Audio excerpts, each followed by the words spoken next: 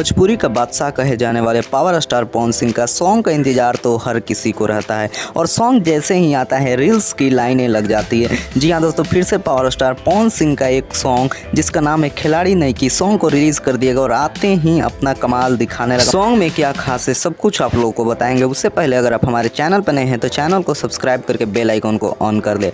जी हाँ दोस्तों, power star Pawan Singh का ये सावन के बाद पहला सॉन्ग है और शूटिंग ही बड़ी इसकी बड़े लेवल पे की गई है और इसमें जो हीरोइन है नई है बिल्कुल, और इसमें जो पवन सिंह के साथ डुएट की है शिल्पी राज ने किया है।